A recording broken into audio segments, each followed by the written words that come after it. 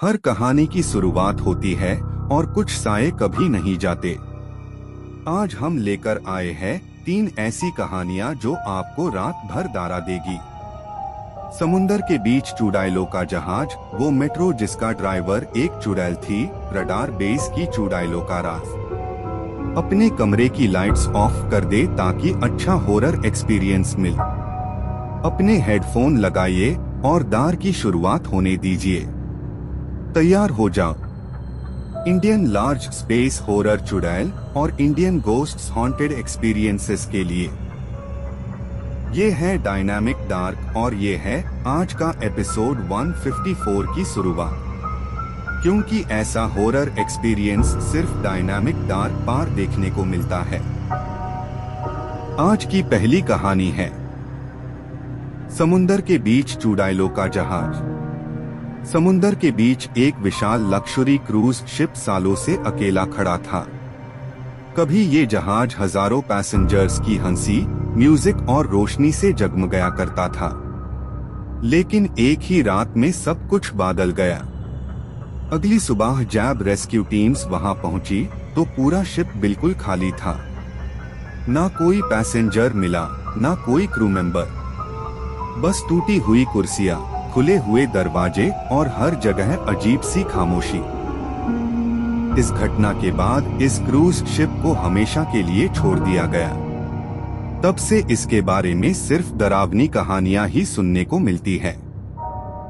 मछुआरे कहते थे कि अंधेरी रातों में इस जहाज से म्यूजिक की आवाज आती है और कभी कभी इसकी खिड़कियों में सफेद साड़ी पहनी एक औरत नजर आती है। जो भी इस जहाज के करीब गया वो कभी वापस नहीं लौटा। इन अफवाहों के पीछे छुपा सच जानने के लिए 3 एक्सप्लोरर्स आरव, कबीर और रोहन एक तूफानी रात अस अबैंडन्ड क्रूज शिप पार पहुंचते हैं। उन्होंने अपनी फ्लैशलाइट्स जलाई और धीरे धीरे जहाज के अंदर कदम रखा। लेकिन उन्हें जरा भी अंदाजा नहीं था कि इस श्रापित क्रूज शिप पार उनका सामना एक ऐसी खौफनाक ताकत से होने वाला था जो सालों से अपने अगले शिकार का इंतजार कर रही थी। शिप के अंदर कदम रखते ही आरव, कबीर और रोहन को एक अजीब सी ठंडी हवा महसूस हुई। हर तरफ गहरा सन्नाटा था, सिर्फ उनके कदमों की आवाज सुनाई दे रही थी। धीरे धीरे वो शिप के सबसे बेड बॉलरूम में पहुंचते हैं, जहां कभी पैसेंजर्स डांस और सेलिब्रेशंस किया करते थे।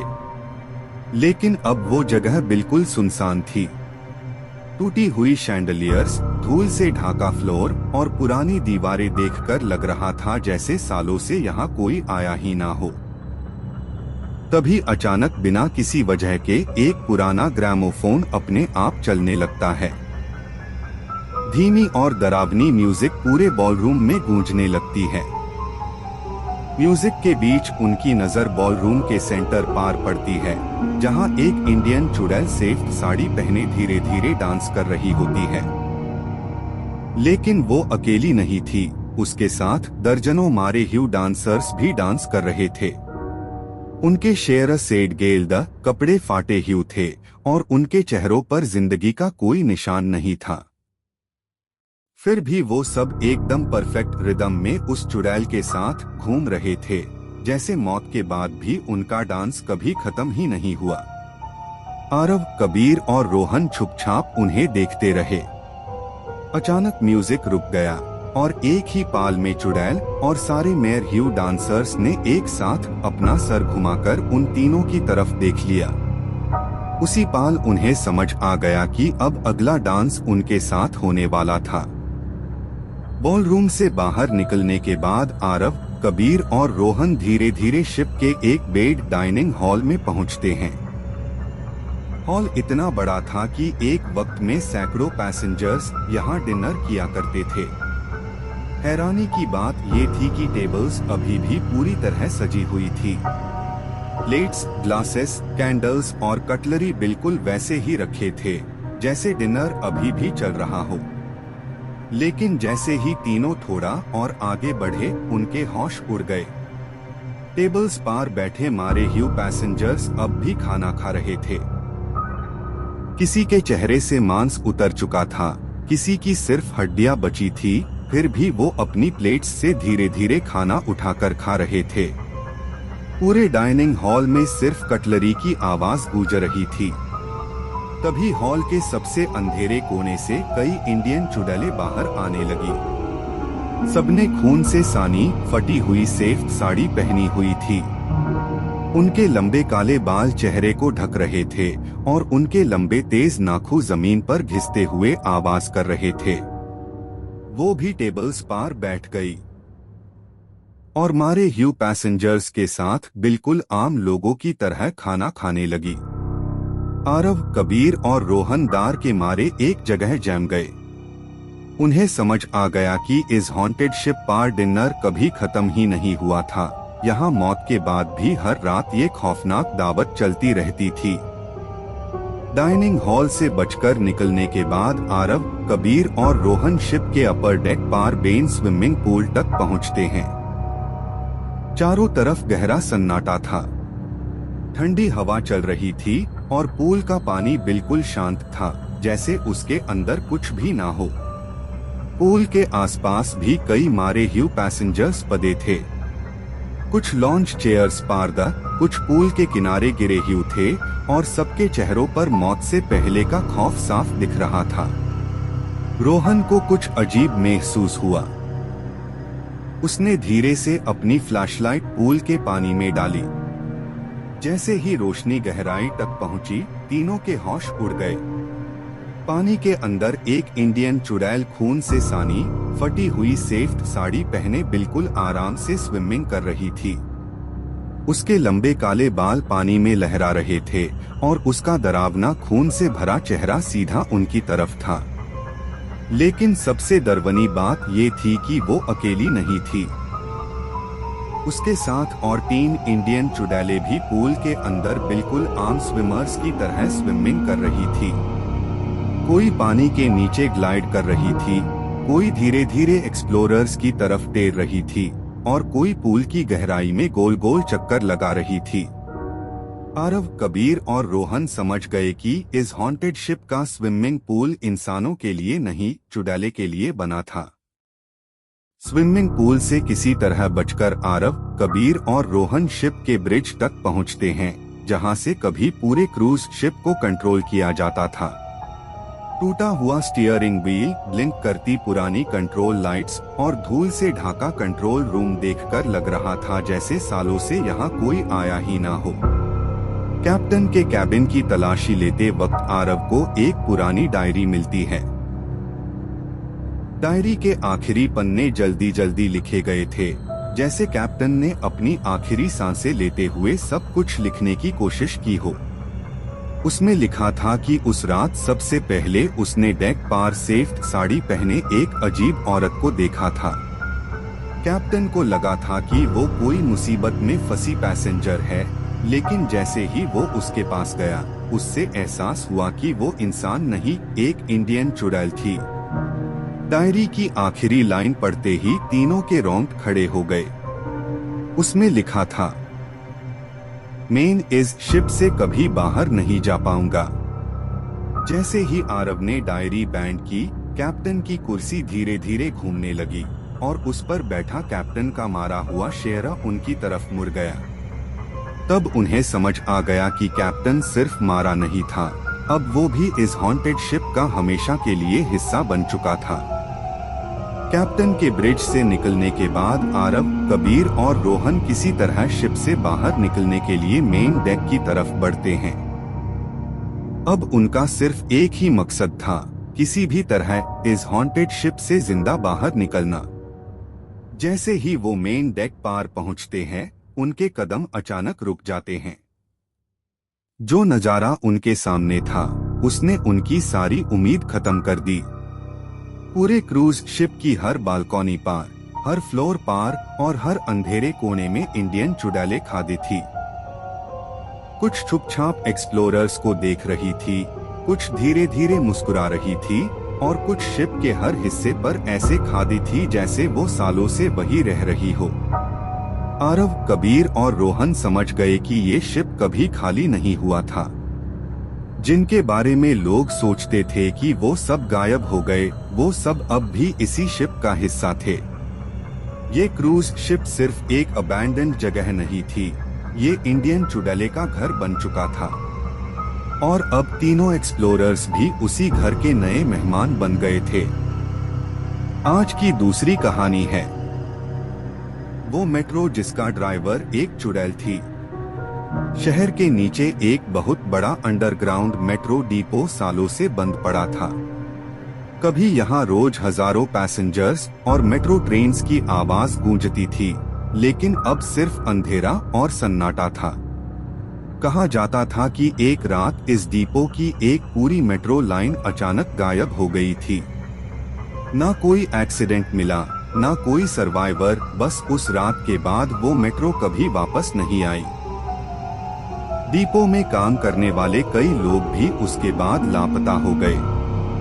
लोगों का मानना था कि इस अंडरग्राउंड डिपो में कुछ ऐसा था जो इंसानों के लिए नहीं था। लेकिन इस खौफनाक सच को जानने के लिए विहान, अर्जुन और अनन्या ने उस अंधेरी अंडरग्राउंड दुनिया में कदम रखने का फैसला किया। फ्लैशलाइट्स लेकर तीनों पुराने मेट्रो डिपो के अंदर एंटर करते हैं, बिना ये जाने कि वहाँ सिर्फ एक गायब हुई मेट्रो का राज नहीं, बल्कि एक चुड़ैल का इंतजार भी उनका इंतजार कर रहा था। मेगा मेट्रो यार्ड के अंदर सिर्फ एक गहरी खामोशी थी। सालों से बंद पड़ी मेट्रो ट्रेन्स हर तरफ खादी थी। रस्ट लगी हुई बोगीज, अंधेरी विंडोज और पुराने ट्रैक्स देखकर लग रहा था जैसे ये जगह वक्त के साथ भूल दी गई हो। विहान, अर्जुन और अनन्या धीरे धीरे उस सुनसान यार्ड में आगे बढ़ते हैं। तभी अचानक एक पुरानी मेट्रो ट्रेन का हेडलाइट अंधेरे में जल उठता है।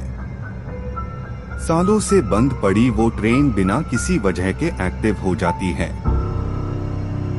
तीनों हैरानी और डर के साथ हंस मेट्रो के पास पहुंचते हैं। धीरे धीरे वो ड्राइवर कैबिन की तरफ बढ़ते हैं, जहां से कभी पूरी ट्रेन कंट्रोल होती थी। लेकिन कैबिन के अंदर कोई इंसान नहीं था। ड्राइवर सीट पार एक इंडियन चुड़ैल बैठी थी। उसने पुरानी मेट्रो ड्राइवर की यूनिफॉर्म पहनी हुई थी। उसके लंबे काले बाल चेहरे को ढक रहे थे और उसके हाथ अब भी ट्रेन के कंट्रोल्स पार द। वो बिल्कुल शांत बैठी थी, जैसे सालों से इसी पाल का इंतजार कर रही हो। विहान, अर्जुन और अनन्या समझ गए कि ये सिर्फ एक बैंड मेट्रो नहीं थी, इस ट्रेन का ड्राइवर कभी इंसान था ही नहीं। पहली चुड़ैल ड्राइवर का सच देखने के बाद विहान, अर्जुन और अनन्या ने मेट्रो यार्ड में खादी दूसरी मेट्रो ट्रेन की तरफ बढ़ने का फैसला किया। उन्हें लगा शायद इस ट्रेन में उन्हें इस खौफनाक राज का कोई और जवाब मिलेगा। धीरे से मेट्रो का दरवाजा खोलकर तीनों अंदर एंटर करते हैं। लेकिन अंदर का मंजर देखते ही उनके होश उड़ जाते हैं। मेट्रो के अंदर सीट्स पार कई मारे हुए पैसेंजर्स पड़े थे।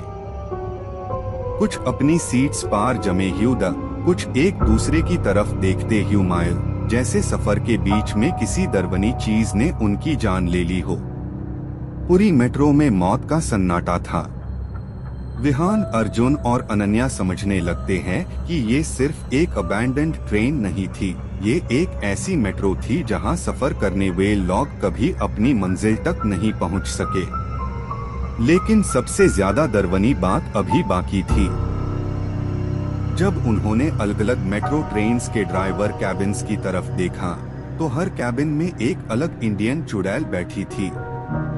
हर चुड़ैल अपनी अपनी ट्रेन के कंट्रोल्स पार खामोश बैठी थी, जैसे वो आज भी उस मौत भरे सफर को चला रही हो। मौत से भरी मेट्रो का सच देखने के बाद विहान, अर्जुन और अनन्या मेट्रो यार्ड के एक पुराने वॉशिंग बे की तरफ बढ़ते हैं। ये जगह सालों से बंद पड़ी थी, जहां कभी मेट्रो ट्रेन्स को साफ और मेंटेन किया जाता था।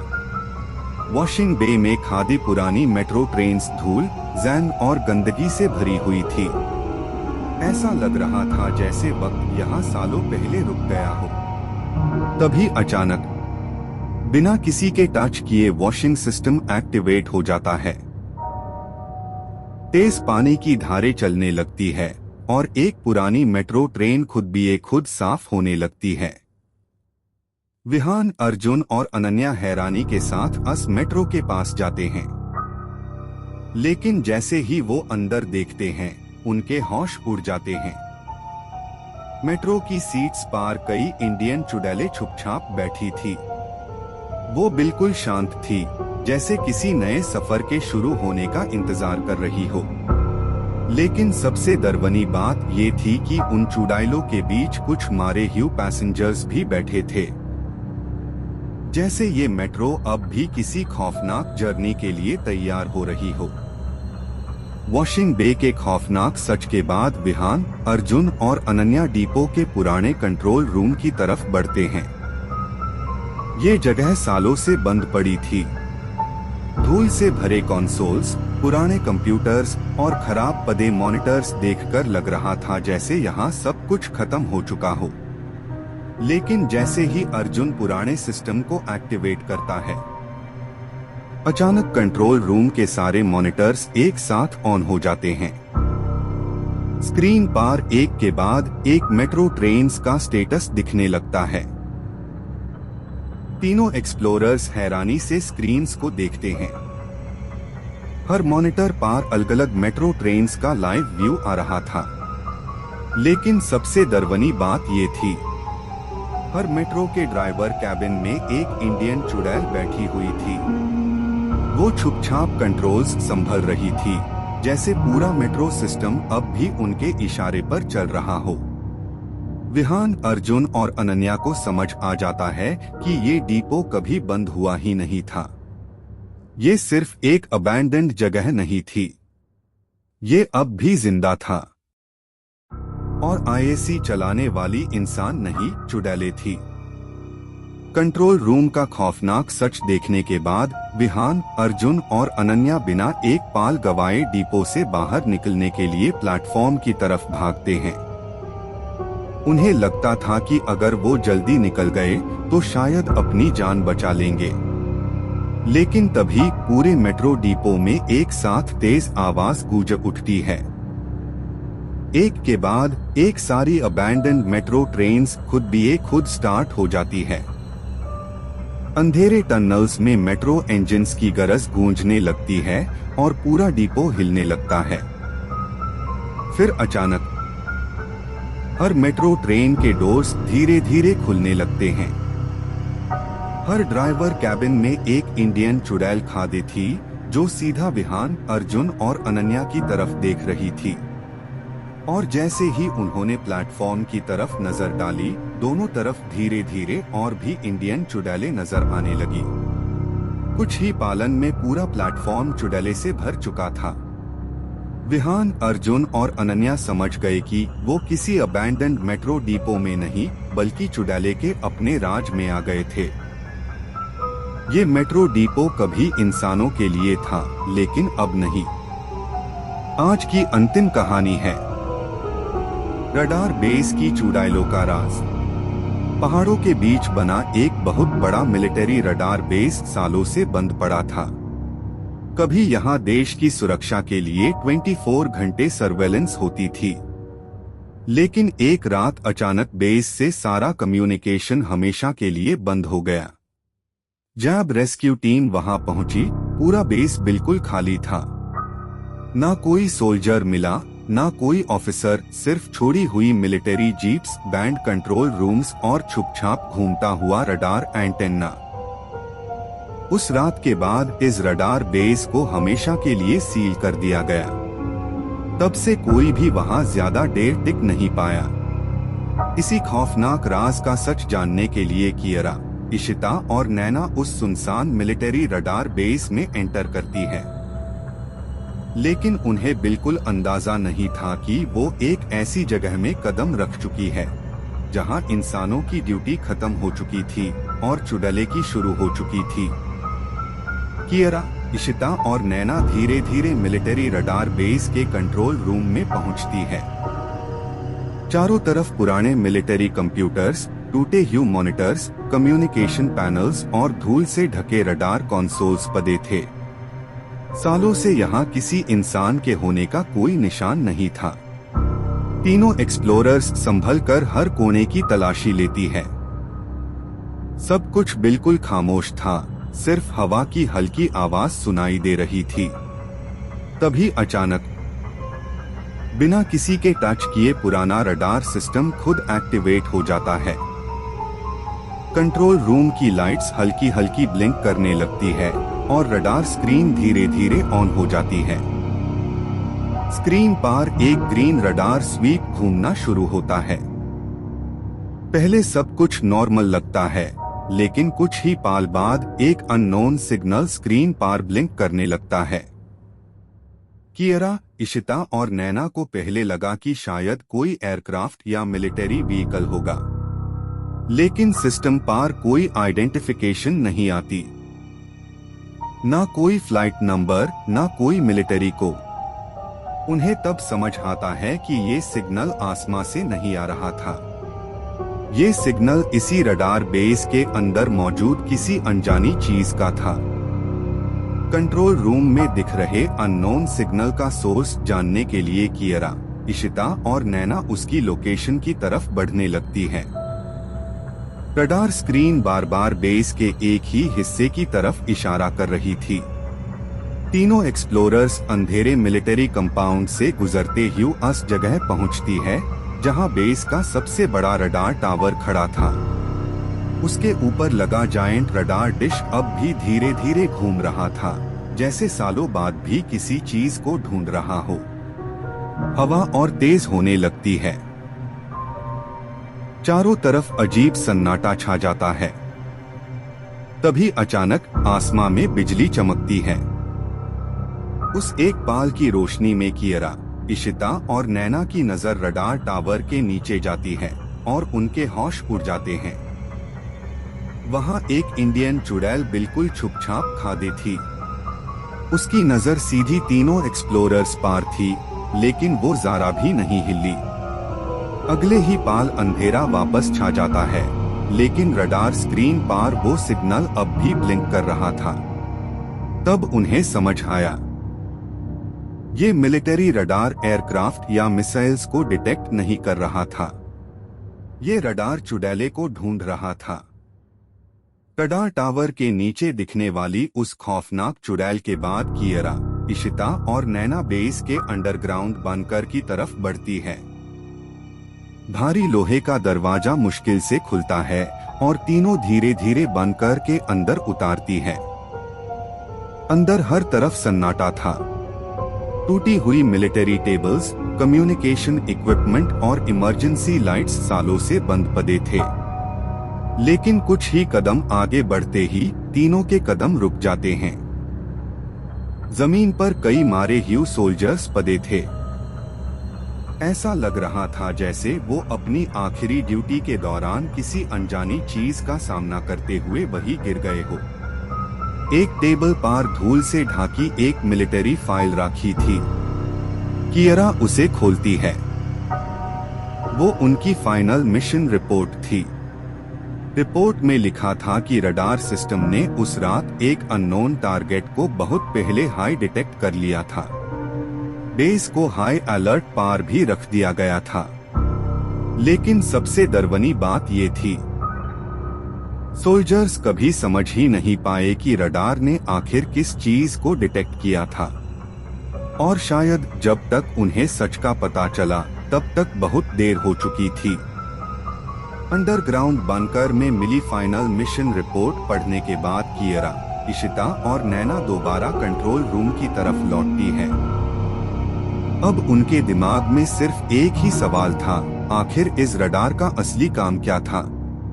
कंट्रोल रूम में पहुंचते ही इशिता पुराने रडार सिस्टम को एक बार फिर एक्टिवेट करती है। कुछ पल तक स्क्रीन बिल्कुल खाली रहती है। फिर अचानक रडार का ग्रीन स्वीप घूमना शुरू होता है। लेकिन इस बार स्क्रीन पार सिर्फ एक अननोन सिग्नल नहीं दिख रहा था। एक के बाद एक बहुत सारे सिग्नल्स रडार पार ब्लिंक करने लगते हैं। हर सिग्नल बेस के अलग अलग हिस्सों में मौजूद था। कियरा, इशिता और नैना हैरानी से स्क्रीन देखने लगती है। रडार मैप पार पूरा मिलिट्री बेस लाल और हरा ब्लिंकिंग पॉइंट्स से भर चुका था। जब तीनों अन लोकेशंस को देखकर बाहर की तरफ नजर डालती है तो उन्हें समझ आता है कि हर सिग्नल के पीछे एक इंडियन चुड़ैल खादी है। रडार किसी एयरक्राफ्ट, हेलीकॉप्टर या एनिमी व्हीकल को ट्रैक नहीं कर रहा था। उसका असली मिशन कुछ और ही था। ये मिलिट्री रडार बेस शुरू से ही चुड़ैले को ढूंढने और ट्रैक करने के लिए बनाया गया था। रडार का असली सच जानने के बाद कियरा, इशिता और नैना बिना एक पाल गवाए मिलिट्री बेस से बाहर की तरफ भागने लगती है। उन्हें सिर्फ एक हाई चीज समझ आ चुकी थी, अगर वो यहाँ और रुक गई तो शायद कभी वापस नहीं जा पाएंगी। लेकिन तभी पूरा रडार बेस एक साथ जिंदा हो उठता है। हर जायंट रडार डिश तेज गति से घूमने लगती है। सायरन की आवाज पूरे पहाड़ में गूंज उठती है और कंट्रोल रूम की सारी स्क्रीन्स एक साथ एक्टिवेट हो जाती है। रडार मॉनिटर पार एक या दो नहीं बल्कि hundreds of unknown signals blink करने लगते हैं। हर सेकंड उनकी गिननी बढ़ती ही जा रही थी। कियरा, इशिता और नैना डर के साथ बाहर की तरफ देखती है और उनके कदम वही रुक जाते हैं। पूरे पहाड़, रडार टावर्स, बंकर के आसपास, मिलिट्री रोड्स और पत्थरों के बीच हर तरफ इंडियन चुड़ैलें खादी थी। उनकी ठंडी नजरें सीधी तीनों एक्सप्लोरर्स पर टिकी हुई थी। तब उन्हें समझ आया, रडार ने उन्हें ढूंढ नहीं लिया था। रडार शुरू से ही चुड़ैले को ट्रैक कर रहा था और अब चुड़ैले ने उन्हें देख लिया था। उस सुनसान रडार बेस से उस रात कोई भी वापस नहीं लौट सका। ये था end of episode 154 of dynamic dark. कौन सी कहानी ने आपकी रात खराब करी? इन कमेंट्स में बताएं। सबसे दरवाना कमेंट पिन किया जाएगा। एपिसोड 155 जल्दी HII आ रहा है। लार्ज स्पेस नॉन चुड़ैल horror stories are even darker and more cursed. तब तक सुनते रहिए डायनामिक डार्क की कहानियाँ। लाइक करना ना भूले, सब्सक्राइब और बेल आइकन दबाए, शेयर करो अपनी फैमिली और फ्रेंड्स के साथ। अगर हिम्मत है दरवानी कहानियाँ सुनने की, रोज 7:45 PM पर ओनली ऑन डायनामिक डार्क।